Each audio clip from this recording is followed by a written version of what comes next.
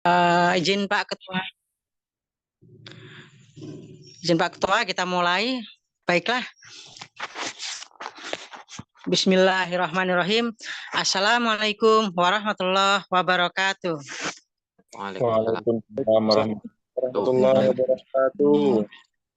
Alhamdulillahirabbil alamin. Assalatu wassalamu ala asyrafil anbiya'i wa mursalin wa ala alihi washabihi ajmain amma ba'du.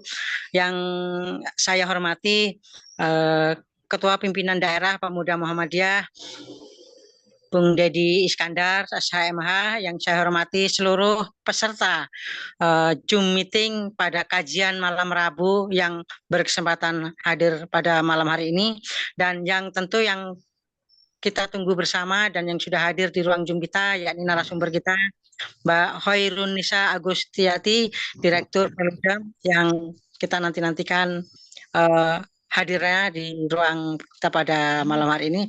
Alhamdulillahirabbil alamin.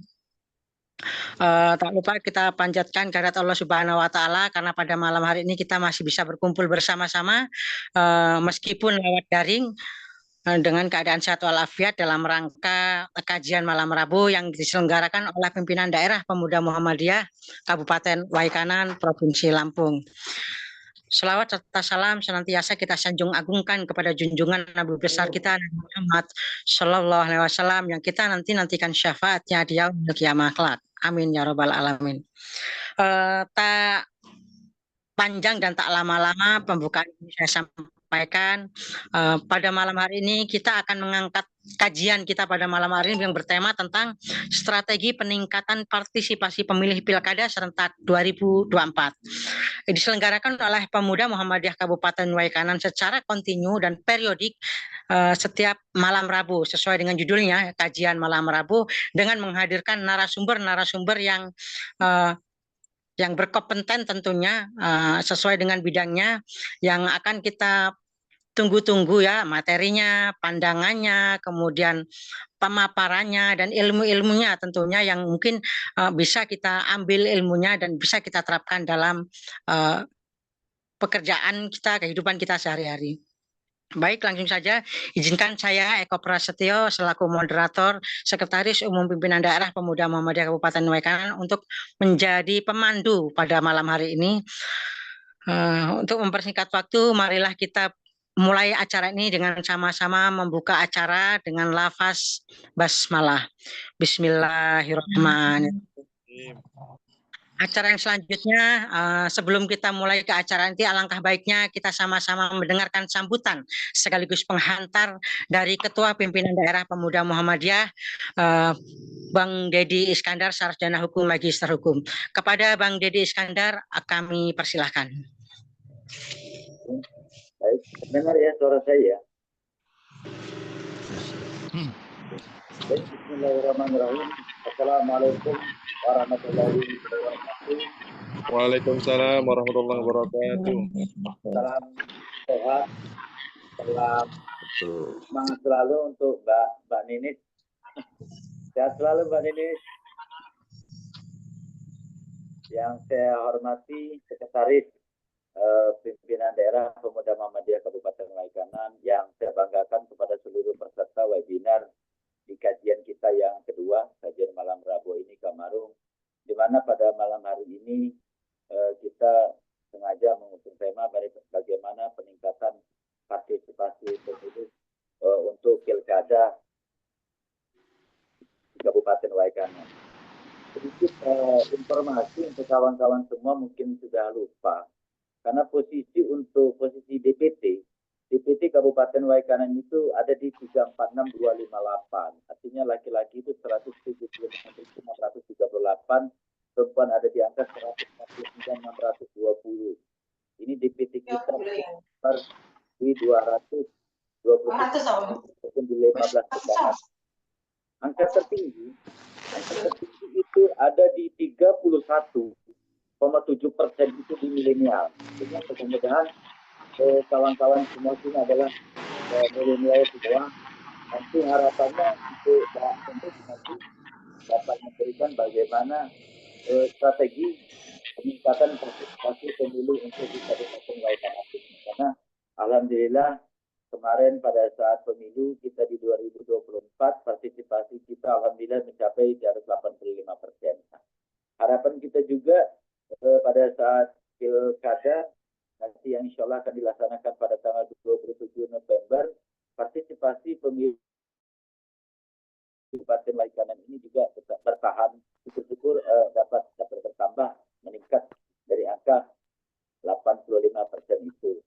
Mungkin itu saja pengantar dari saya, tidak banyak-banyak, nanti mungkin kita bisa melalui proses diskusi. Harapan kepada kawan-kawan semua, mohon nanti disimak, kalaupun ada pertanyaan-pertanyaan nanti monggo silakan disampaikan, kita saling, karena ini waktunya Mbak Ninis ini tidak banyak waktunya, karena super sibuk ya Mbak Ninis yang waktunya ngalir. Jadi kita jangan juga agak ya. Alhamdulillah pada kesempatan malam hari ini kami dapat membersamai kita semua. Mungkin itu yang dapat saya sampaikan. Salam sehat, salam semangat selalu untuk kawan-kawan. Mudah-mudahan insya Allah dengan tekad bulan kita bersama, tingkat partisipasi pemilih untuk Kabupaten Waikanan pada pelaksanaan pilkada serentak nanti dapat meningkat. Terima kasih.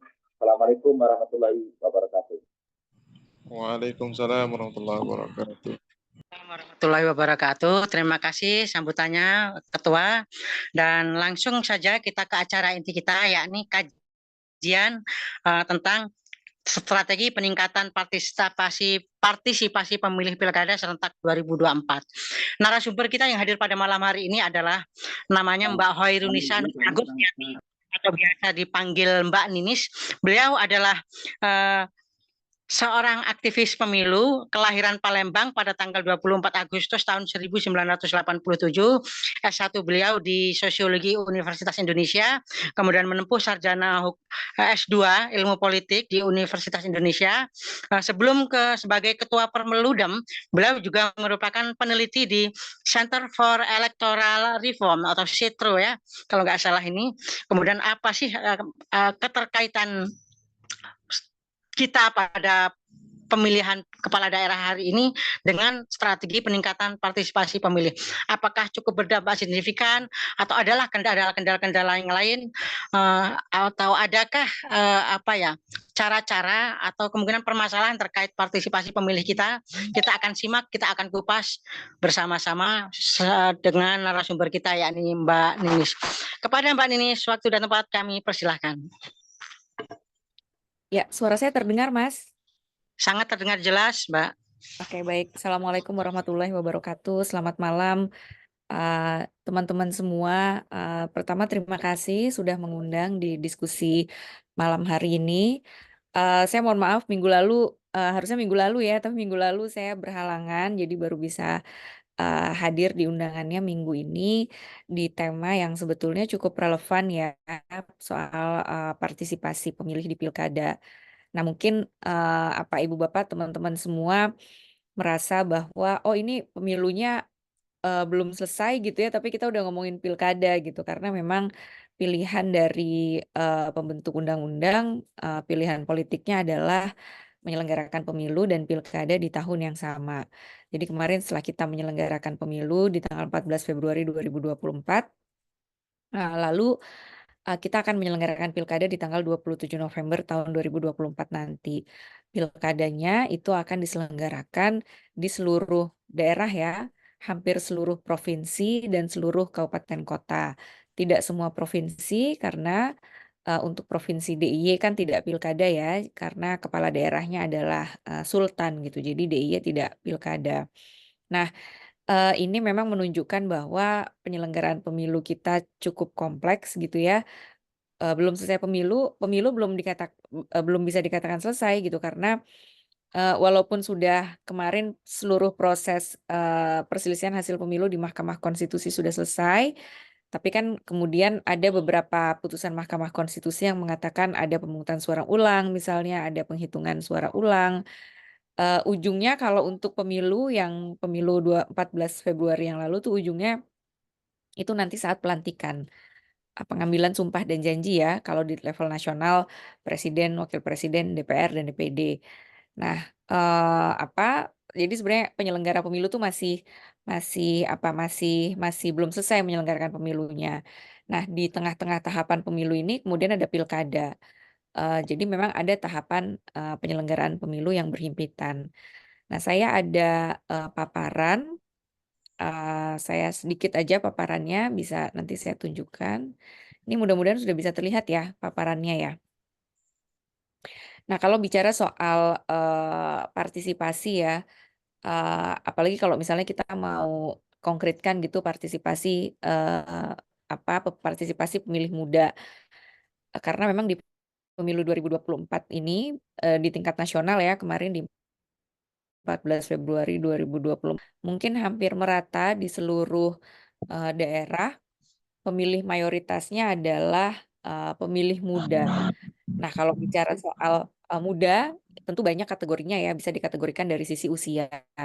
Dari sisi usia pun juga ada beberapa kategori tuh, misalnya kalau berdasarkan Undang-Undang Kepemudaan itu sampai usia 40 tahun masih dikatakan muda. PBB punya indikatornya sendiri gitu ya. Ya ada beberapa. Atau misalnya muda itu bisa juga dilihat dari sifatnya gitu misalnya. Sepanjang misalnya dia memenuhi sifat-sifat tertentu, ya dia masih masuk dalam kategori muda.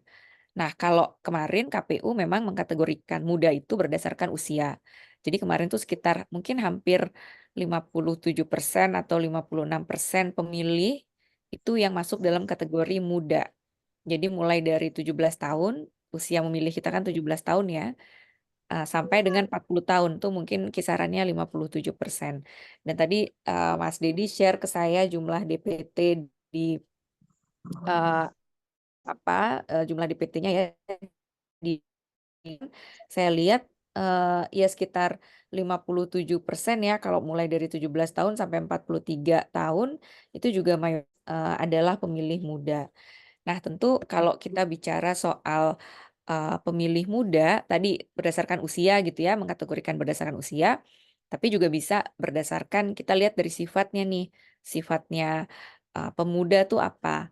Misalnya ada adaptif, dia integritasnya baik gitu ya, partisipatif, punya inisiatif, punya jiwa reformis gitu ya, jadi punya punya semangat untuk melakukan perbaikan gitu. Bisa juga dari, ya bisa, ya tadi ya, ya tergantung kita mau lihatnya dari mana, dari sisi usia atau dari, sisi, sifat-sifat ini.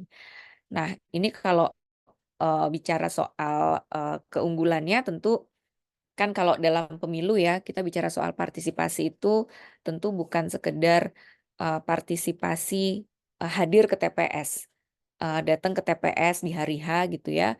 Karena kalau bicara soal misalnya kita hanya, fokus atau misalnya kita persempit saja bicara soal partisipasi itu kehadiran, pemilih di TPS, ya sebetulnya mungkin itu bukan suatu apa ya, bukan satu PR lagi buat penyelenggaraan pemilu kita. Karena trennya sejak pemilu 2014 sampai terakhir 14 Februari kemarin, tren partisipasi dalam artian orang yang hadir ke TPS itu, selalu meningkat. Jadi 2019 misalnya angka partisipasinya 81%, 2024 kemarin, mungkin di kisaran 83% gitu ya. Masyarakat Indonesia tuh antusias datang ke TPS, karena kan kita mengenal yang namanya pemilu tuh dikenal sama istilahnya pesta rakyat gitu ya. Jadi ya kita antusias lah, beberapa survei menunjukkan bahwa, pemilih tuh mau datang ke TPS.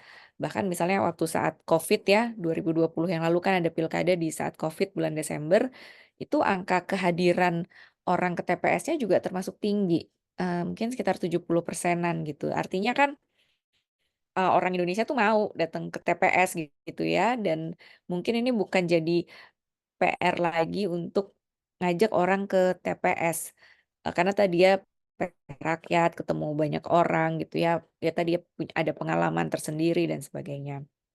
Nah, tapi bicara partisipasi kan tentu nggak hanya soal kehadiran kita ke TPS, tapi partisipasi itu, kalau Mahkamah Konstitusi itu sering bilang, ya partisipasi itu harusnya partisipasi yang bermakna, meaningful participation.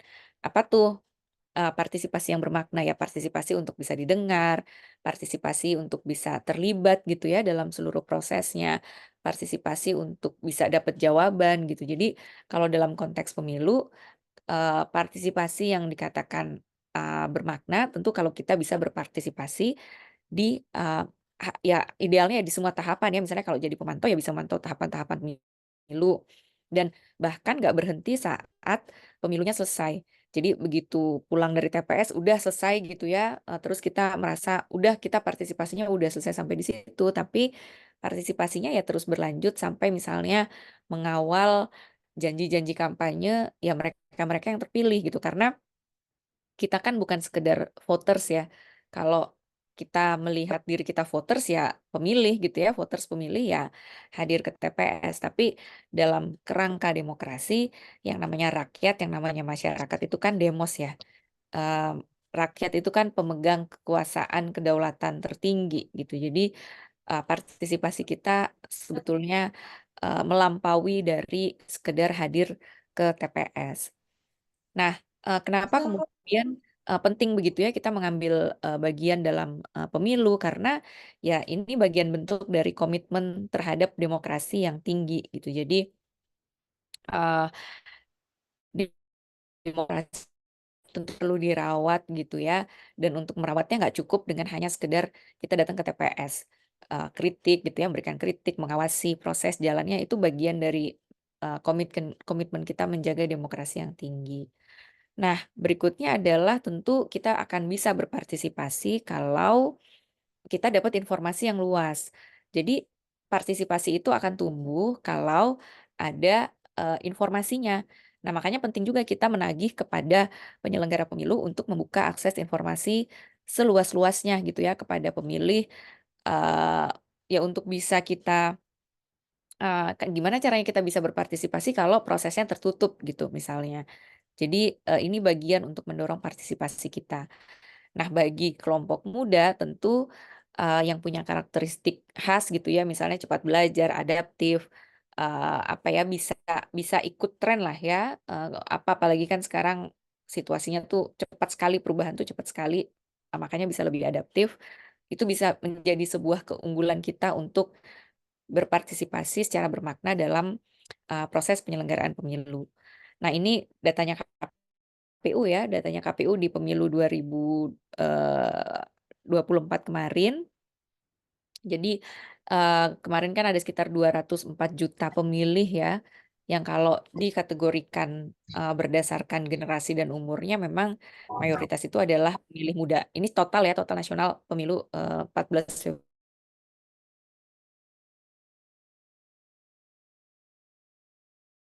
pemilihnya adalah, pemilih muda.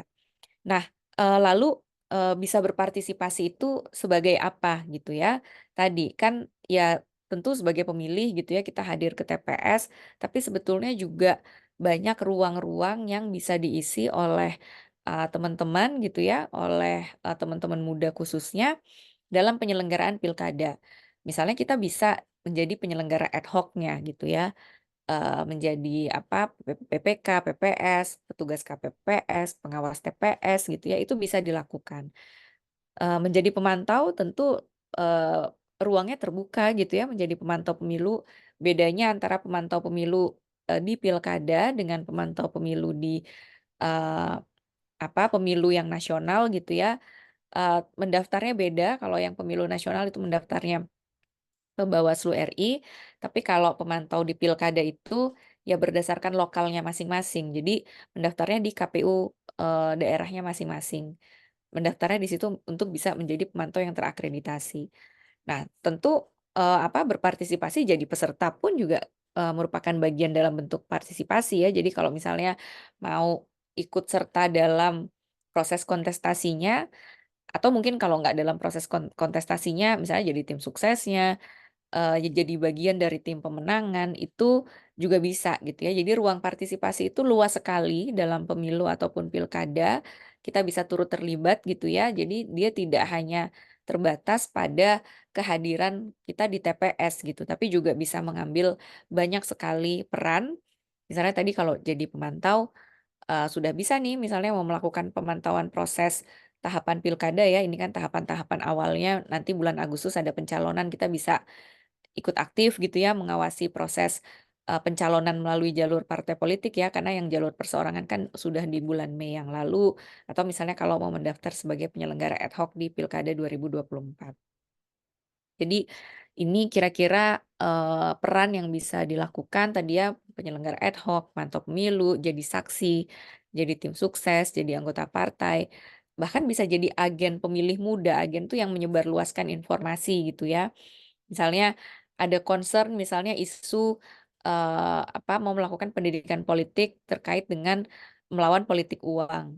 Nah, ruang itu juga bisa digunakan gitu ya untuk jadi agen, misalnya apa sih bahayanya politik uang, kenapa jangan politik uang, apa mudaratnya misalnya, eee, apa bahayanya gitu ya, kenapa dilarang dan sebagainya. Kita bisa bisa bisa juga jadi agen-agen agen pemilih muda itu ya berdasarkan apa yang menjadi concern kita ataupun yang menjadi concern di wilayah masing-masing. Nah, misalnya kalau untuk jadi penyelenggara ad hoc gitu ya, bisa jadi KPPS, bisa salah satu ruangnya gitu ya. Kan sekarang mungkin rasanya sebentar lagi gitu ya bisa mendaftar, KPU kan punya punya platformnya ya untuk mendaftar, Siakba kalau saya nggak salah namanya. Bisa mencari informasinya di situ atau misalnya melalui RT RW RT RW di mana kita tinggal gitu ya, biasanya informasi itu ada untuk terlibat sebagai penyelenggara ad hoc.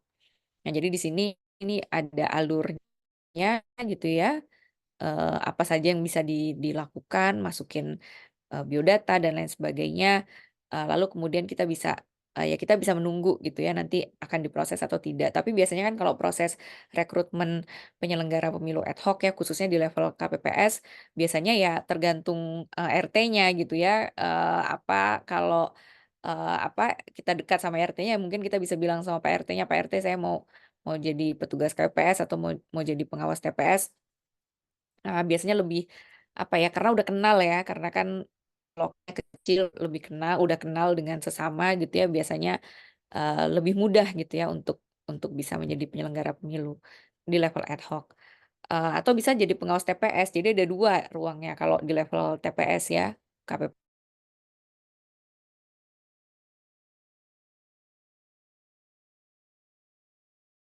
satu TPS ada 7 orang, kalau pengawas TPS, satu TPS itu ada 1 orang. Kalau pengawas TPS tentu dia merupakan turunan dari Bawaslu-nya. Nah, ruang sebagai pemantau pemilihan juga sangat terbuka gitu ya, untuk menyaksikan dan melaporkan perkembangan proses pilkada gitu ya. Syaratnya jadi pemantau itu, syarat utamanya adalah ya dia tidak boleh berpihak gitu ya, dia harus independen, eee, dan, ini mohon maaf salahnya untuk bisa terakreditasi kalau di pilkada, di pemilihan kepala daerah itu mendaftarkannya ke KPU di masing-masing lokalnya. Jadi kalau misalnya di Waikanan ya di KPU Waikanannya gitu. Jadi, lingkupnya per daerah masing-masing. Dan memantau pemilu pun juga tergantung dari, bisa juga dari kemampuan si pemantaunya gitu ya, kelompok pemantau pemilu. Misalnya hanya mau memantau tahapan dana kampanye saja, itu sah-sah saja gitu ya, atau misalnya mau memantau proses rekapitulasinya.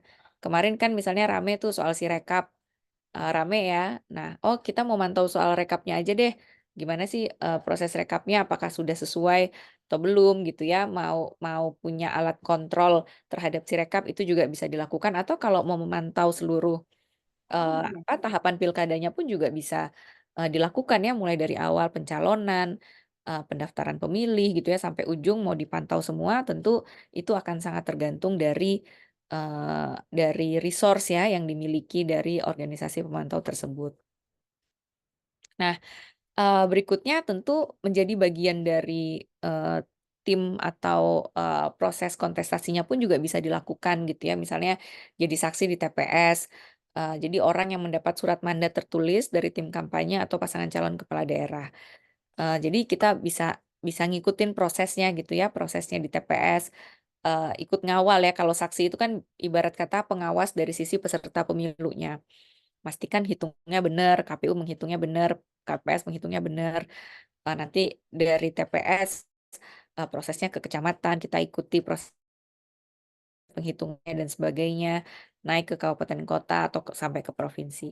Ini juga ruang yang bisa diambil gitu ya, peran yang bisa diambil untuk kita berpartisipasi dalam pilkada. Atau ya tim sukses juga bisa gitu ya.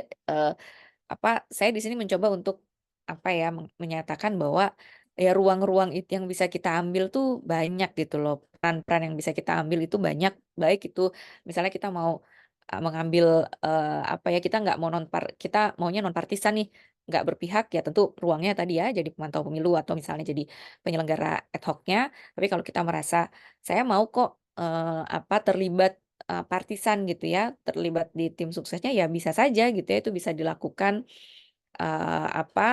sebagai bentuk partisipasi juga gitu loh. Misalnya jadi tim sukses atau tim kampanye. Nah, ya tentu perlu untuk bisa masuk ke sebagai tim sukses misalnya ya kalau misalnya ada relasi dengan pengurus partai politik atau di lingkaran lingkaran pasangan calonnya gitu ya, atau misalnya bergabung dengan organisasi kepemudaan saya partainya.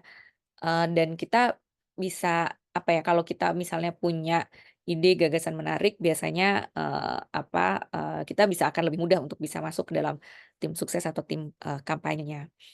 Nah, untuk bisa, berperan sebagai anggota partai pun juga bisa ruang yang bisa diambil gitu ya, kalau misalnya kita, mengambil peran ini, misalnya, mau menjadi anggota partai politik gitu ya. Nah tentu, ini akan menjadi jalur yang berbeda dengan misalnya, mau jalurnya penyelenggara pemilu. Karena di, undang-undang, pemilu itu disebutkan bahwa kalau sudah jadi anggota parpol, ya nggak bisa, jadi penyelenggara pemilu karena ada masa jedanya 5 tahun. Jadi kalau misalnya udah memutuskan oh saya mau jadi anggota parpol nih tahun ini, tahun depan mau jadi penyelenggara pemilu, ya nggak bisa. Harus ada masa jedanya, mundur 5 tahun, sebelum daftar sebagai penyelenggara pemilu. Jadi memang harus dipilih gitu ya, mau pilih, jalurnya yang mana, mau berpartisipasinya di ruang yang mana. Nah atau tadi ya menjadi agen pendidikan pemilih, ini bisa mengambil peran, untuk mendorong partisipasi pemilih gitu ya. Kan kalau, kampanye itu kan di undang-undang kan sebenarnya definisinya adalah, pendidikan politik yang dilakukan secara bertanggung jawab. Tujuannya adalah untuk mendorong partisipasi pemilih. Nah ini ruang yang bisa diambil tadi sesuai dengan concern kita atau apa yang jadi concern di daerah masing-masing.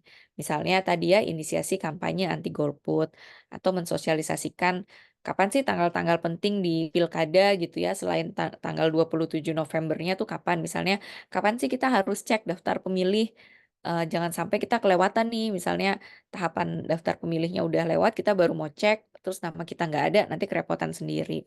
Atau misalnya mencegah disinformasi itu seperti apa gitu ya, kita mau jadi bagian dari situ agen-agen, pendidikan pemilih untuk mencegah hoaks, disinformasi, atau misalnya mendorong literasi politik secara luas, itu beberapa, beberapa isu yang bisa diambil kalau kita misalnya mau memilih sebagai, agen pendidikan pemilih. Nah, ini beberapa contoh ya di pemilu yang lalu, pemilu, 14 Februari 2024 yang lalu, itu ada beberapa inisiatif masyarakat sipil ya. Jadi dengan segala dinamikanya di pemilu 2024 yang lalu itu, ternyata masyarakat sipil itu masih banyak inisiatif-inisiatif yang dilakukan oleh, teman-teman masyarakat sipil.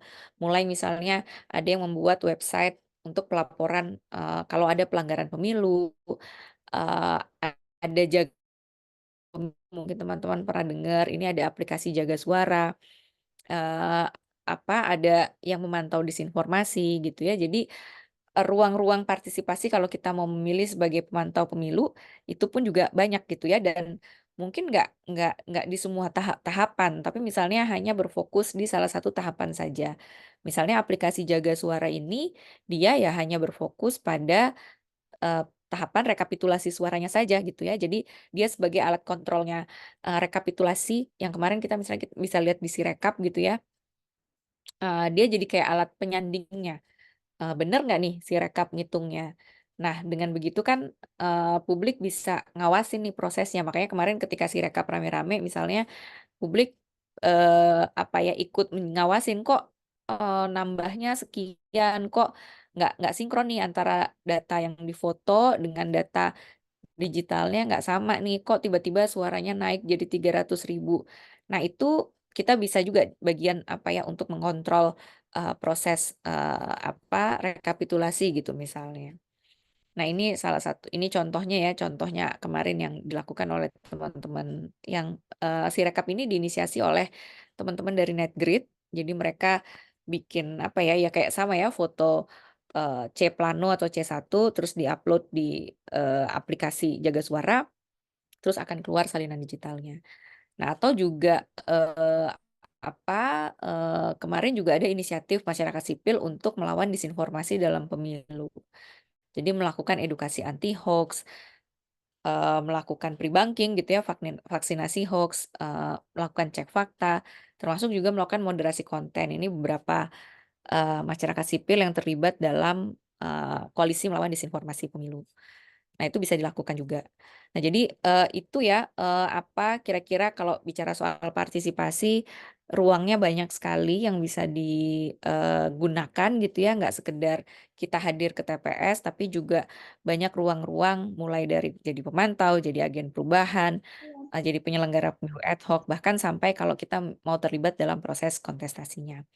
Nah, mungkin saya berhenti di sini dulu Mas Eko, kita bisa lanjut lagi ke diskusi. Terima kasih banyak. Assalamualaikum warahmatullahi wabarakatuh. Waalaikumsalam warahmatullahi wabarakatuh. Luar biasa disampaikan oleh Mbak Ninis tadi, setidaknya itu pandangan yang disampaikan beliau berkaitan dengan peningkatan partisipasi pemilih yang di dalamnya kita lihat juga ada beberapa yang disampaikan yang saya catat bahwa untuk berpartisipasi pemilih itu cukupnya tidak sempit, ada luas sekali. Kita bisa menjadi penyelenggara ad hoc adalah salah satu partisipasi pemilih, kemudian kita menjadi pemantau pemilih, menjadi lembaga survei, itu juga salah satu bagian sebagai partisipasi kita selaku pemilih, kemudian menjadi peserta pemilu, tim sukses, saksi atau anggota partai politik ya, itu tentu juga salah satu bagian kita menjadi orang yang ikut berpartisipasi. Dan pada akhirnya sebagai masyarakat sipil yang memberikan hak suaranya di TPS itu juga adalah salah satu bentuk daripada partisipasi masyarakat dalam pemilihan wabil khusus pemilihan kepala daerah serentak nanti pada 27 November 2024. Baik Pak Ninis dan teman-teman semua, kita masuk ke sesi tanya jawab. Kita akan minta kepada peserta Zoom untuk 3 orang penanya ya, 3 orang penanya yang ingin menyampaikan pertanyaannya silakan menyampaikan. Namun sebelum 3 orang tersebut silakan disiapkan pertanyaannya dan mungkin izin teman-teman saya ingin mengawali sebagai penanya pertama ini ya. Jadi saya penanya pertama, nanti ada penanya kedua dan penanya ketiga ini. Nggak apa-apa ya, jadi saya boleh nanya ya kawan-kawan semua. Baik Mbak Ninis saya ingin bertanya nih, bagaimana pandangan Mbak Ninis tentang lembaga-lembaga penyelenggara? Di sini ada KPU, Bawaslu, kemudian DKPP, bahwa mereka adalah salah satu lembaga negara yang ditugasi untuk melaksanakan penyelenggaraan pemilu. Namun faktanya kita melihat bahwa ada persoalan trust masyarakat di sana. Persoalan trust masyarakat ini, kepercayaan masyarakat ini bisa kita lihat indikator dan indikasinya dari beberapa yang mencuat. Salah satunya di sini, misal ya, di sini ada 7 hal yang mungkin menurut saya ini menjadi faktor trust masyarakat berkurang untuk ikut berpartisipasi.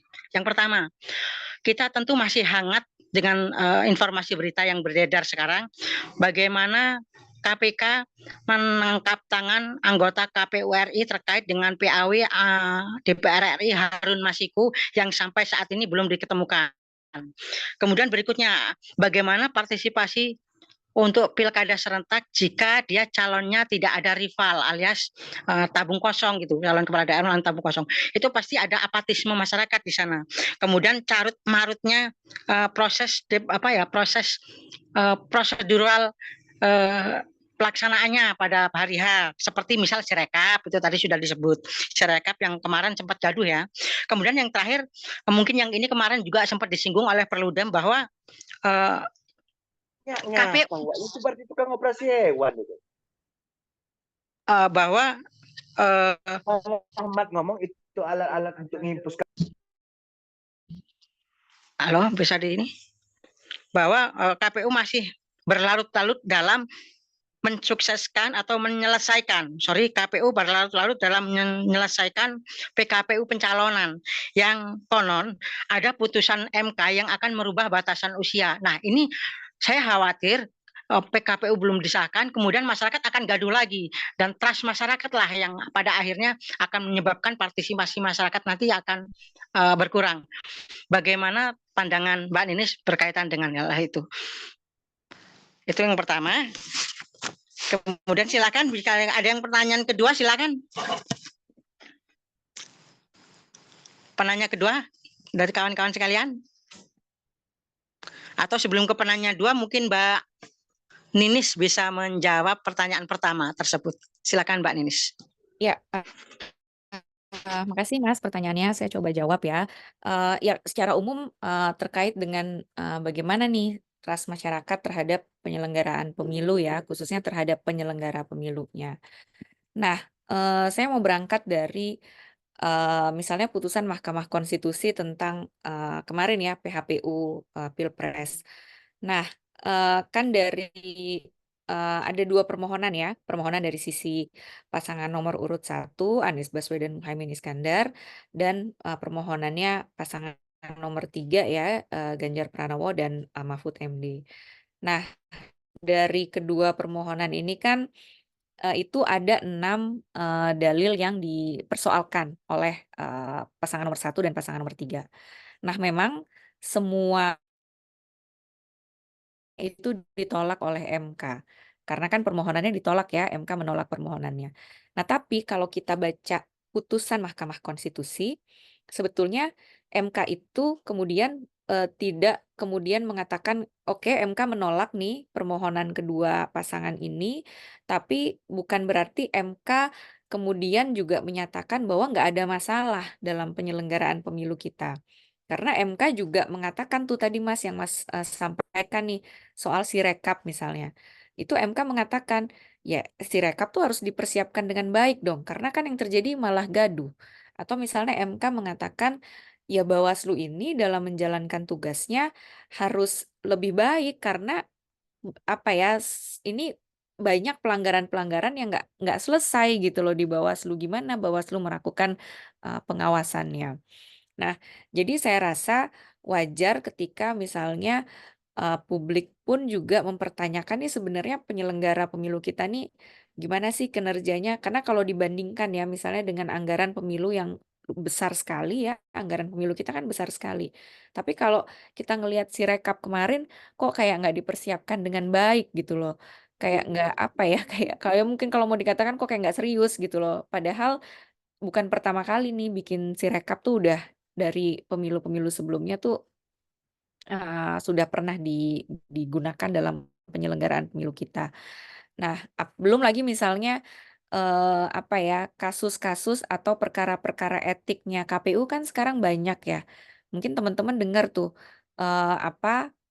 KPU-nya itu udah berkali-kali disanksi etik oleh DKPP, peringatan keras terakhir. Itu nggak cuma sekali tuh peringatan keras terakhirnya, mungkin udah 3 atau 4 kali tuh dapat peringatan keras terakhir. Kan publik jadi bertanya-tanya, harusnya yang namanya peringatan keras terakhir tuh ya udah terakhir, tapi kok ini bisa sampai 4 kali. Gimana publik bisa percaya dengan penyelenggaraan pemilu, dengan penyelenggara pemilunya kalau sanksi etiknya udah banyak gitu ya. Belum lagi sekarang yang sedang berjalan pun juga ada kan terus aja nih banyak laporan etik ke penyelenggara pemilu. Nah, saya rasa tentu ini nggak lepas dari nggak lepas dari ya ada persoalan sistemik gitu ya, misalnya dari proses seleksinya dan misalnya juga tadi bicara soal integritas gitu ya, dicontohkan, oh ada penyelenggara pemilu di pemilu 2019 kemarin yang tertangkap tangan KPK nih, terkena kasus suap gitu ya, yaitu tentu bicara soal integritas, tapi tentu saya rasa kalau bicara soal integritas kan nggak bisa dilepaskan juga, misalnya ya kita sama-sama tahu lah ya, misalnya dalam proses seleksi penyelenggara pemilu tuh kental sekali nuansa politisnya gitu loh.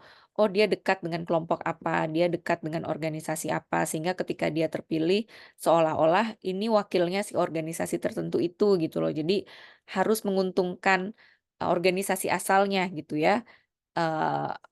Itu kan yang terjadi dan mungkin nggak hanya di level pusat, tapi juga sampai di, level daerah itu terjadi. Jadi itu kemudian yang mengkooptasi penyelenggara pemilu kita sehingga,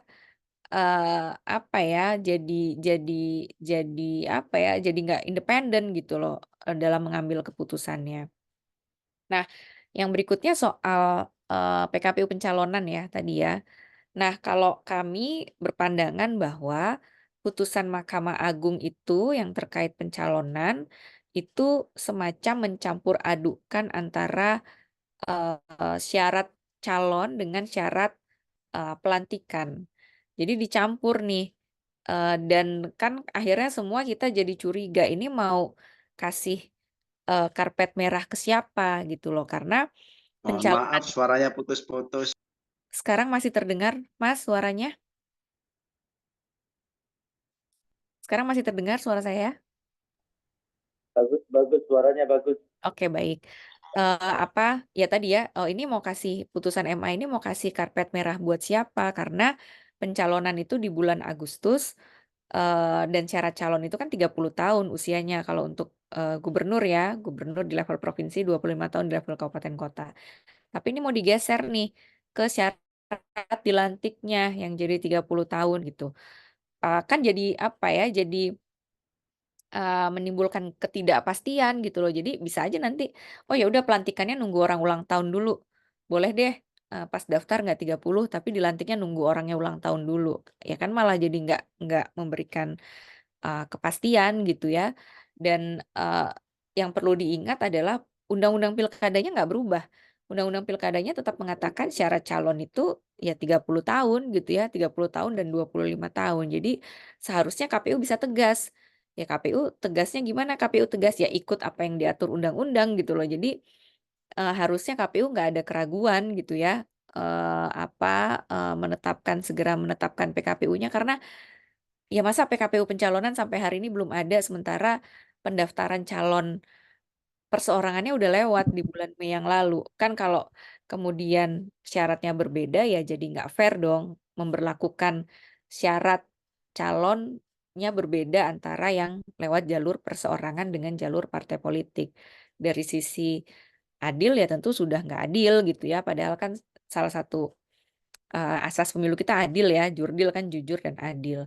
Nah, jadi itu ya menurut saya KPU harusnya bisa tegas aja gitu loh putusan MA ini kan sebetulnya tindak lanjut dari putusan MA itu adalah KPU bikin PKPU-nya. Nah kalau, untuk bikin PKPU ya rujukannya adalah undang-undang pilkadanya gitu. Sepanjang itu nggak berubah ya harusnya KPU bisa firm dan tegas. Dan ranah mengubah undang-undang itu kan ada 2. Kalau nggak lewat revisi undang-undang pemilu, jalur uji materinya ke Mahkamah Konstitusi. Jadi pun bukan ruangnya Mahkamah Agung untuk kemudian membatalkan pasal yang ada di undang-undang pemilu. Itu respon saya, Mas. Baik, terima kasih, Pak. Baik, teman-teman, silakan ke pertanyaan yang kedua. Langsung raise hand atau barangkali langsung sampaikan pertanyaan. Silakan. Izin, Mas Eko. Baik, Pak Jamsari dari Banjit, penanya kedua. Silakan, Pak Jamsari, sampaikan namanya, asalnya, dan langsung ke pertanyaan. Izin Mbak Ninus, ini saya penyelenggara ad hoc juga dari Kecamatan Banjit, Waikanan, Lampung. Ini terkait masalah Sidalih, itu sekarang lagi coklit, tapi kenapa masalah coklit itu menjadi masalah klasik gitu, dari tahun ke tahun, cuma itu aja. Kalau kita lihat biaya di saat coklit itu lumayan besar itu Mbak. Kalau saya lihat coklit tidak ada gunanya ya mungkin terlalu naif. Tapi bagaimana kira-kira itu Mbak solusinya? Terima kasih. Assalamualaikum warahmatullahi wabarakatuh. warahmatullahi wabarakatuh. Baik, pertanyaan kedua tadi dari Pak Jamsari namanya, dari Banjit yang menanyakan terkait coklit, salah satu tahapan yang sudah berjalan, yakni coklit yang selalu ada masalah di tahapan coklit ini. Silakan mungkin langsung dijawab Pak Ninis. Iya, ya kalau saya sih ngeliat sebenarnya coklit itu tahapan yang krusial gitu ya, karena kan KPU itu apa ya, bisa dikatakan sebagai pengguna data ya. Datanya kan data, sumber data untuk data pemilih itu kan data kependudukan. Beberapa waktu yang lalu KPU kan sudah menerima data ya dari Kementerian Dalam Negeri, data pemilih dari data penduduk dari Kementerian Dalam Negeri. Nah, tapi kan kemudian data ini itu harus dimutakhirkan oleh KPU. Nah, cara memutakhirkannya ya lewat coklit gitu ya, untuk sebenarnya kan dia sangat signifikan ketika dia ngecek dari pintu ke pintu, bener nggak sih si Ninis ini, namanya Ninis ini, tinggalnya di RT ini, tanggal lahirnya, NIK-nya, bener nggak gitu ya, ada nggak nih orangnya gitu. Kemudian itu akan dicek, bahkan termasuk juga kan di coklit itu kan juga mendata soal pemilih disabilitasnya kan. Yang itu penting gimana nanti kemudian penyelenggara pemilu bisa memfasilitasi pemilih disabilitas. Jadi menurut saya ini tahapan yang penting. Nah, cuman memang kan tantangannya ketika proses coklit itu misalnya kan kadang kita ya sama lingkungan sekitar tuh merasa udah kenal, udah tahu gitu ya. Jadi misalnya coklitnya nggak dilakukan secara baik gitu. Ya datang aja misalnya cuman ke Pak RT atau ke Pak RW-nya. Jadi coklitnya nggak datang dari rumah ke rumah. Tapi based on paper aja gitu loh, ngelihat bener nggak nih warga RT 1 jumlah kakaknya sekian, jumlah pemilihnya sekian, nanti tinggal diisi. Atau jadi nggak datang ke rumah. Atau kalau di pemilu kemarin ya, pemilu yang bulan Februari itu proses coklitnya misalnya ada jokinya gitu ya, joki coklit gitu. Jadi nggak dicek betul-betul. Atau misalnya nggak dilakukan pengawasan secara betul-betul. Kan ya dampaknya data pemilihnya jadi nggak akurat gitu ya, bisa bisa berpotensi data pemilihnya nggak akurat. Data pemilihnya kalau nggak akurat ya kan efeknya kemana-mana tuh.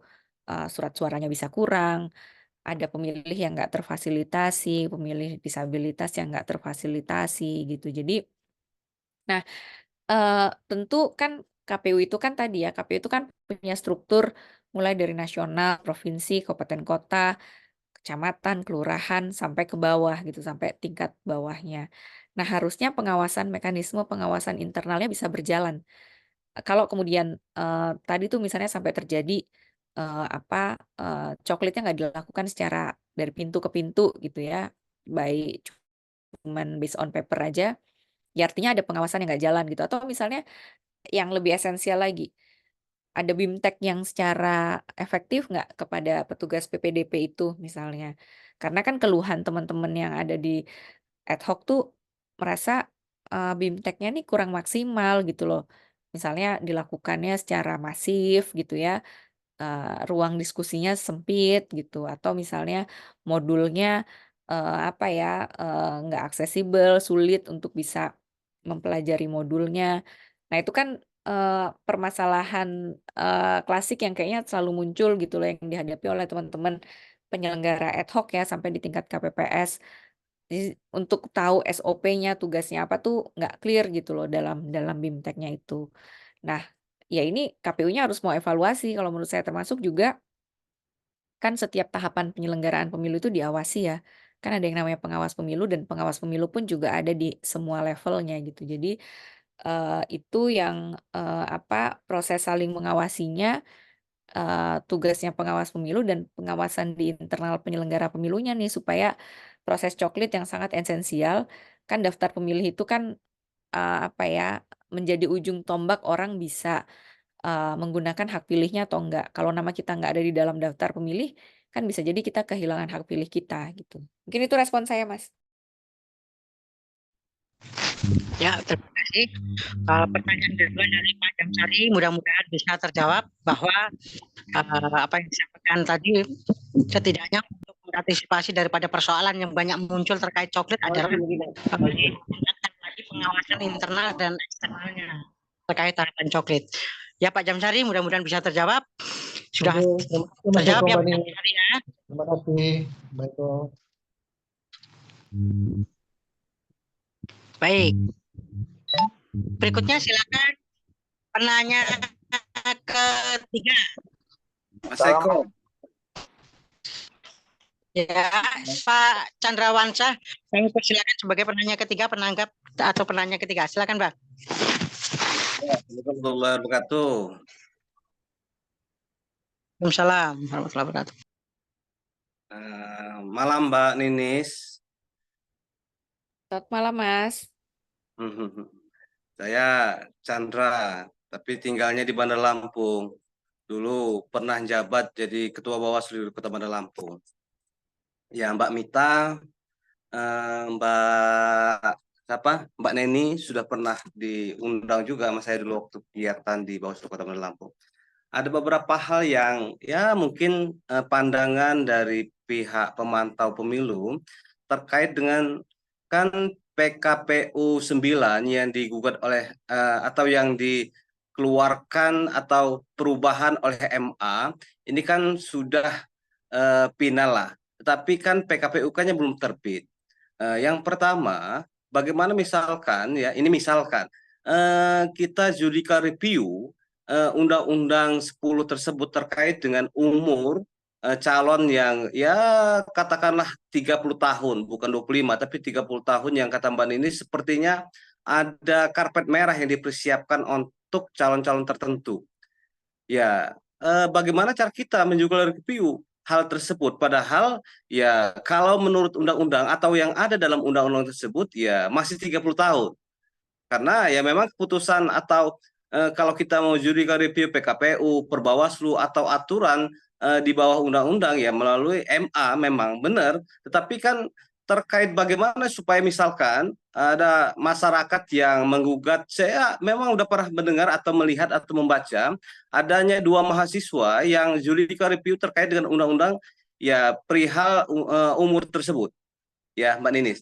Nah, bagaimana pandangan dari pihak pihak pemantau atau pemerhati politik terkait dengan hal itu? Ya misalkan bagaimana kita supaya memang aturan 30 tahun itu ketika mereka ditetapkan ya seperti yang sebelumnya dalam PKPU 9 tersebut ketika ditetapkan, bukan ketika mau pelantikan mencukupi umur 30 tahun. Itu yang pertama. Yang kedua, ada nggak gerakan pemantau pemilu di tingkat pusat yang berinisiatif untuk mempersoalkan ini melalui bisa jadi nanti, apalagi kalau sudah dapat bocoran ke DKPP penyelenggara pemilunya, ya karena kan nanti memang persoalannya PKPU-nya kan belum keluar. Ya walaupun memang kalau secara politik maupun secara aturan regulasi ini kan salah. Ya kata Mbak Ninis tadi, seharusnya aturan ini berlakunya mungkin bisa jadi 2029. Karena kenapa? Ya calon perseorangan sudah mendaftarkan diri. Bagaimana dengan calon perseorangan yang tidak jadi mendaftarkan diri ketika menyerahkan berkas perdana di tanggal 5 Mei terakhir? Nah, padahal umur mereka mereka merasa bahwa ya ketika sekarang sudah 30 memang mereka, atau ketika penetapan sudah 30, tetapi yang umurnya seperti yang diberikan karpet merah kan punya keinginan untuk mencalonkan diri kan nggak jadi. Ya, berarti kan ada yang dilanggar tentang hal tersebut. Nah, pandangan dari pemantau seperti apa? Itu yang kedua. Yang ketiga, ya kalau ada bisa bocor-bocoran sedikit, karena kan PKPU maupun Perbawaslu ini kan seharusnya kan ada uji publik di masyarakat, di dalam meminta masukan kepada masyarakat, ke pemantau, ke pemerhati terkait dengan bagaimana PKPU ini dapat dijalankan untuk pencalonan tersebut. Ya kalau ada bocoran, ya mau juga saya untuk baca-baca, ya karena saya juga kadang-kadang ya nulis juga di media. Ya hari ini juga ada di Lampung Pos disandingkan dengan Mbak Titi Anggra ini terkait dengan adanya wakil yang hanya sebagai pelengkap saja. Ya kalau ada bocoran bolehlah kita di-share terkait dengan rancangan PKPU agar setidak-tidaknya mengkritisi, ya kita blow up di media supaya ada setidak-tidaknya atensi tersendiri, ya walaupun hanya satu provinsi atau timbulnya dari Kabupaten Waikanan maupun Kota Bandar Lampung. Seperti itu Mbak Ninis, makasih. Ya, terima kasih Bang Chandra. Langsung ke Mbak Nini, silakan Mbak. Ya, terima kasih pertanyaannya Mas Chandra. Nah, kalau yang terakhir soal uji publik, kami juga belum dapat Mas, karena saya nggak tahu ya kalau dengan teman-teman yang lain ya, tapi biasanya KPU tuh kalau mau ngundang uji publik belakangan itu suka mepet gitu loh. Jadi misalnya ngundangnya besok pagi, undangannya baru datang tuh malam gitu loh. Jadi ya nggak sempet juga kita baca draft PKPU-nya gitu ya untuk uji publik, karena biasanya mendadak dan mepet waktunya. Lalu kemudian tadi terkait dengan putusan MA ya. Bagaimana kalau ada yang melakukan uji materi ke Mahkamah Konstitusi terkait usia tadi? Nah, sekarang itu ada perkara yang masuk ya terkait uji materi soal usia ini. Kalau misalnya ya prosesnya kemudian cepat gitu ya, di MK prosesnya cepat, bisa diputuskan cepat sebelum pendaftaran di bulan Agustus, tentu atau misalnya gini, misalnya kemudian prosesnya cepat di MK dan MK misalnya putusannya adalah tetap tuh syarat calon itu 30 tahun, ya artinya kan putusan MK itu menegaskan bahwa ya 30 tahun tuh syarat calon. Jadi karena kan uji materi atau judicial review di MK itu adalah menguji undang-undang terhadap undang-undang dasar. Nah, sementara kalau di Mahkamah Agung itu menguji peraturan di bawah undang-undang. Jadi dari sisi hierarkinya tuh berbeda gitu. Jadi kalau mau mengubah pasal, ya jalurnya ke mengubah pasal yang ada di undang-undang ya, jalurnya ya ke Mahkamah Konstitusi.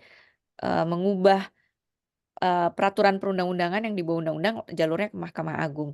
Nah, kalau ada putusan nanti misalnya ya proses di MK-nya cepat, terus MK ada putusannya, ya tentu KPU harus berpegang kepada apa yang nantinya jadi putusan Mahkamah Konstitusi. Karena putusan MK itu kan, mohon maaf, final dan mengikat. Kecuali MK mengatakan bahwa berlakunya putusan ini itu untuk pemilu setelahnya. Ini sama kayak misalnya ketika Mahkamah Konstitusi memutuskan soal parliamentary threshold. Nah, beberapa waktu yang lalu kan ada putusan soal parliamentary threshold tuh. Nah, MK mengatakan bahwa iya, parliamentary threshold ini harus dihitung ulang. Tapi MK bilang menghitung ulangnya itu untuk pemilu 2029. Di pemilu 2024 ini tetap pakai 4%. Jadi sepanjang MK di putusannya itu nggak menyatakan bahwa ini berlakunya kapan, ya dia langsung berlaku gitu, langsung berlaku saat itu karena sifat putusan Mahkamah Konstitusi yang final dan mengikat tadi.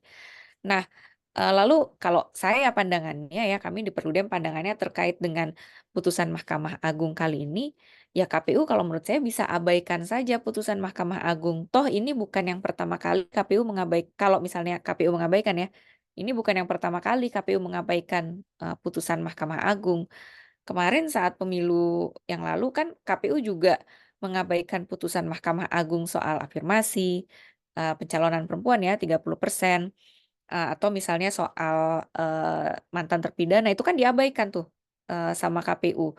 Padahal di putusan MA terkait dengan keterwakilan perempuan itu MK mengatakan bahwa KPU-nya melanggar undang-undang pemilu. Nah, di putusan yang soal usia ini kan MK nggak bilang KPU-nya melanggar undang-undang pemilu gitu loh. Yang kemarin aja jelas-jelas melanggar KPU-nya nggak laksanakan, apalagi yang sekarang gitu ya. Harusnya KPU nggak usah laksanakan.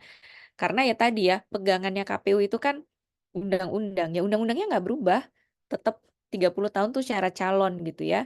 Nah, keluarnya putusan Mahkamah Agung ini kan jadi kayak mencampur adukan gitu ya. 30 tahun ini dimaknai saat dilantik gitu. Jadinya ya tadi gitu ya. Apalagi ya kita coba misalnya sisir lah ya. Kita sisir siapa nih yang kira-kira mau maju pilkada yang pendaftarannya Agustus belum 30 tahun, tapi kemudian saat dilantiknya itu sudah 30 tahun.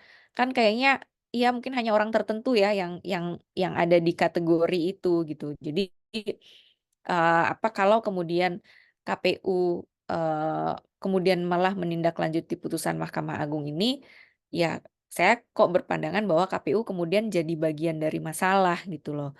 Bisa nggak, tadi kan pertanyaannya bisa nggak kalau dibawa ke DKPP? Ya bisa, kan kemarin yang syarat usia putusan 90 yang Gibran kan juga dibawa ke DKPP dan DKPP mengatakan ada pelanggaran etik, bahkan dikasih peringatan keras kan, dikasih peringatan keras ke KPU-nya gitu loh, karena membuat karena persoalan, pembuatan PKPU untuk, pencalonan.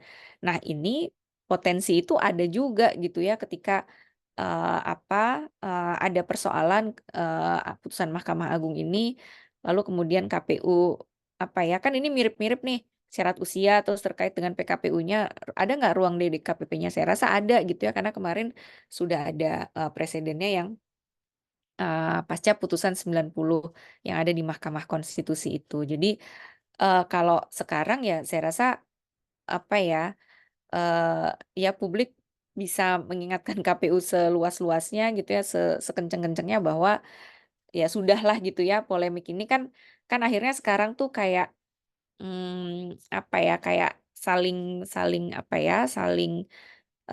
saling mungkin saling tunggu, KPU-nya bilang, "Oh kami masih nunggu konsultasi." Terus, DPR-nya, pemerintahnya bilang, "Ya kami serahkan semuanya ke KPU." Kan jadi saling tunggu nih. Tapi akhirnya kan tidak memberikan kepastian, padahal yang namanya penyelenggaraan pemilu itu kan prosedurnya harus bisa diprediksi ya. Nggak bisa nih, untuk bisa prosedurnya bisa diprediksi itu kan kerangka hukumnya harus jelas, tapi mainnya tuh harus jelas, dari awal. Jangan sampai kan kalau sekarang jadi tadi ya, nggak fair gitu loh, yang jalur perseorangan udah, jalan, udah selesai, tapi yang jalur partai politik, masih mau ditimbang-timbang nih peraturannya. Gitu, komentar saya, Mas. Siap. Baik, ya, terima kasih. Dan Bang Chandra mudah-mudahan sudah terjawab dan sudah cukup mendapatkan jawabnya ya Bang ya.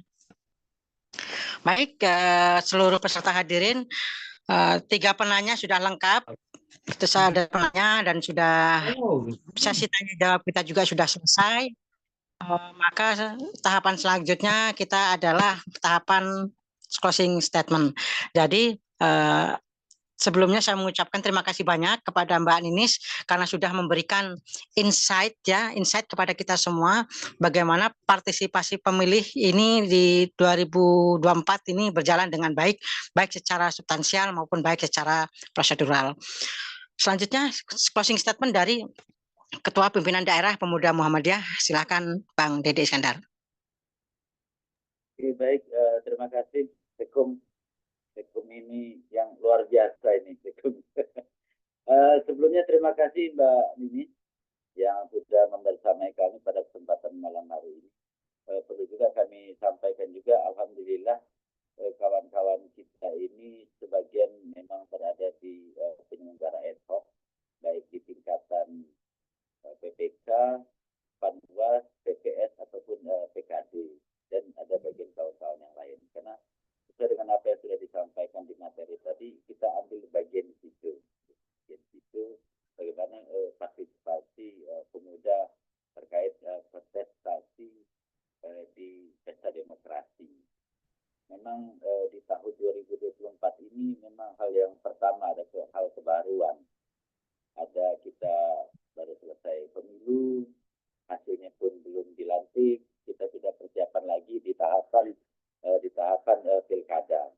Mudah-mudahan Mbak Ninis ini tidak bosan-bosan memberikan ilmunya, menstimulan menjadi pemicu bagi kami di kawan-kawan di pemuda khususnya di Kabupaten Waikanan ini. Mudah-mudahan ini dapat bermanfaat karena apa yang sudah disampaikan oleh seorang sahabat mengatakan bahwasanya tidak ada lain yang dapat bermanfaat adalah kecuali ilmu yang bermanfaat dan berguna bagi orang lain. Mudah-mudahan sehat selalu Mbak Ninis, jangan kapok. Mudah-mudahan insya Allah nanti kita laksanakan lagi di webinar yang akan datang dengan topik tema yang mungkin yang terkini lah, tema terkini.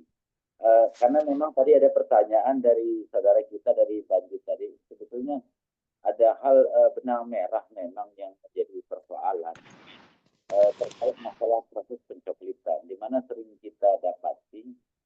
orang yang sudah meninggal dunia terkadang itu sudah hilang, ternyata tiba-tiba muncul kembali di dalam DPP. Ini juga yang menjadi persoalan klasik terkait di dalam DPP. Mudah-mudahan ke depan kita berpikir positif, kita demokrasi, kita di pilkada insya Allah akan dilaksanakan tanggal 27 November nanti dapat berjalan dengan baik. Karena di Provinsi Lampung ini dilaksanakan satu provinsi di 13 kabupaten, 2 kota dan 1 provinsi. Artinya secara total keseluruhan Provinsi Lampung itu melaksanakan pemilu kada serentak untuk tahun 2024. Selanjutnya terakhir untuk kawan-kawan saya juga mengucapkan terima kasih atas partisipasinya. Mudah-mudahan kawan-kawan dapat mengambil ilmunya apa yang telah disampaikan tadi. Mungkin nanti bisa kita share juga materi apa yang sudah disampaikan oleh Mbak Ninis tadi dalam bentuk PowerPoint ataupun PDF tadi bisa di-share juga, dapat dibaca-baca ulang kembali, diingat-ingat kembali. Mungkin itu closing dari saya selaku Ketua Pimpinan Daerah Pemuda Muhammadiyah Kabupaten Waikanan. Salam hormat kami untuk seluruh kawan-kawan Perludem. Mudah-mudahan selalu tetap istiqomah dalam mengawal demokrasi di Republik ini. Terima kasih. Assalamualaikum warahmatullahi wabarakatuh. Waalaikumsalam warahmatullahi wabarakatuh, Ketua.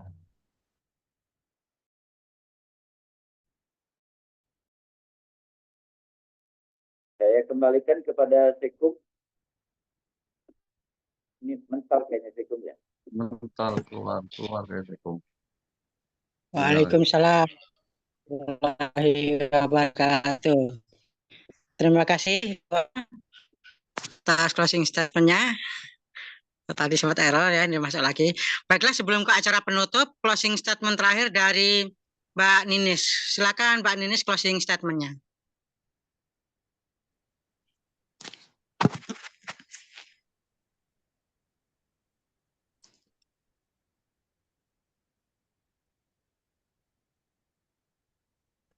Halo, Assalamualaikum. Mbak Ninis.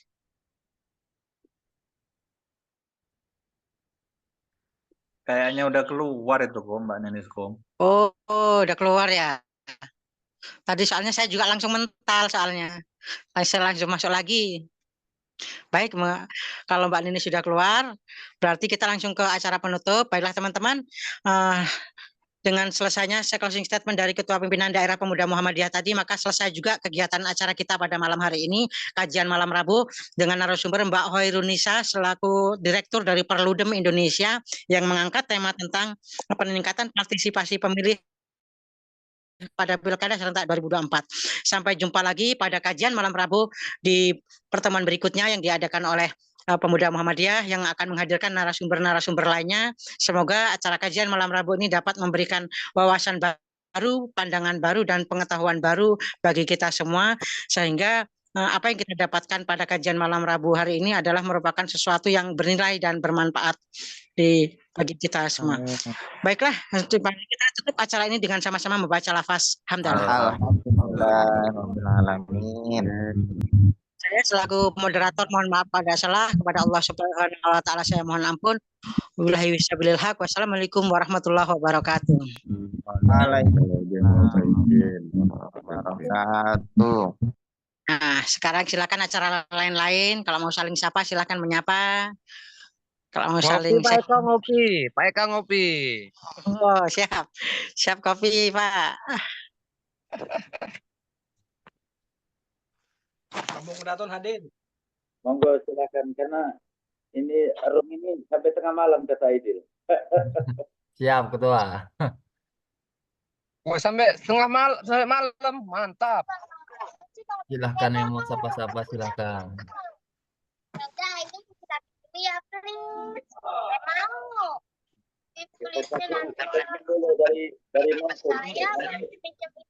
Ya, sekarang bisa sambil ngopi. Nah, mantap. Sambil rokok. Kopi mana itu, Bang? Waduh. Lokasi doang ini ya. Nah.